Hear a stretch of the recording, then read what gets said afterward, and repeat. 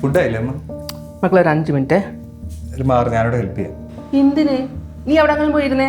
കൂട്ടാകുമ്പോ ഞാൻ വിളിക്കാം. ഒരു അനിയത്തിൻ്റെ ഗൗരി. ഗൗരി എന്താ അമ്മ? മക്കളെ ഈ പച്ചക്കറിയൊക്കെ ഒന്ന് അരിഞ്ഞു വയ്ക്കേ. കേട്ടോ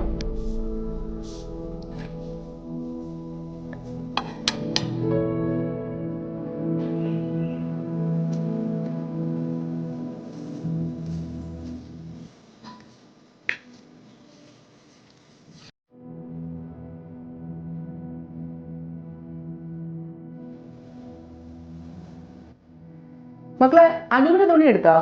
ഇല്ല. ഓ ഈ പെണ്ണ് ഒരു കാര്യത്തിൽ ഒരു ശ്രദ്ധയില്ല.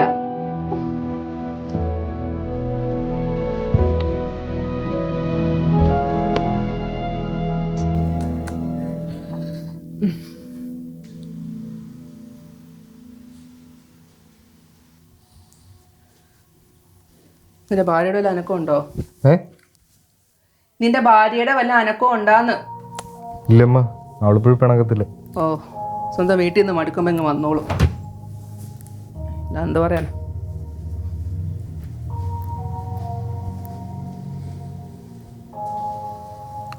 മതിയാക്കിയോ?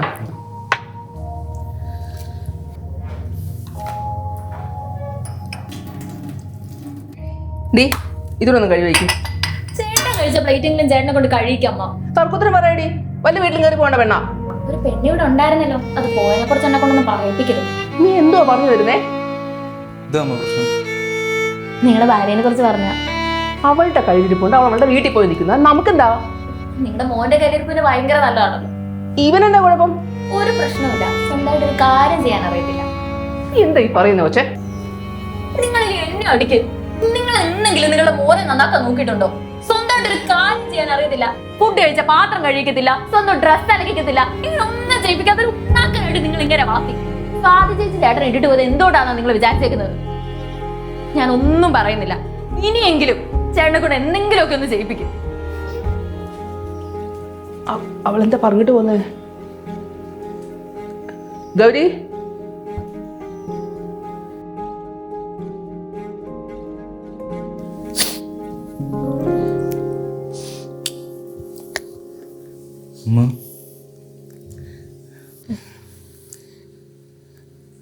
എടാ, നിനക്കറിയോ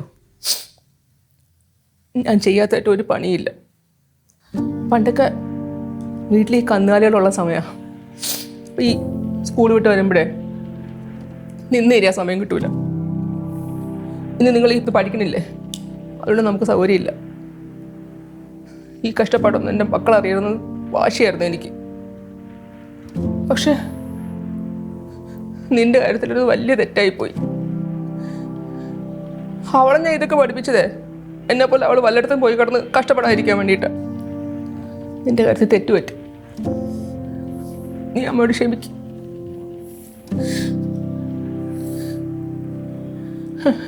ഇങ്ങോട്ട് പാടി, ഇവിടെ ഒന്ന് ഇരിക്കും.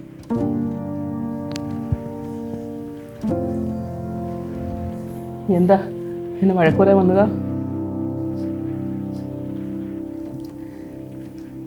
മോളെ, നീ പറഞ്ഞതാണ് ശരി. നമുക്കേ ഇങ്ങനെ ജോലിയൊക്കെ പഠിപ്പിക്കണം.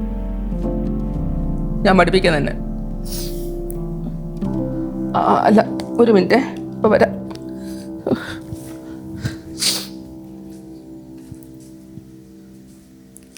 ഹലോ സ്വാതി മോളെ. എന്നെ വിളിച്ചായിരുന്നോ? മോള്, ഞാൻ പറയുന്ന ആദ്യം ഒന്ന് സമാധാനത്തിൽ കേൾക്കണം.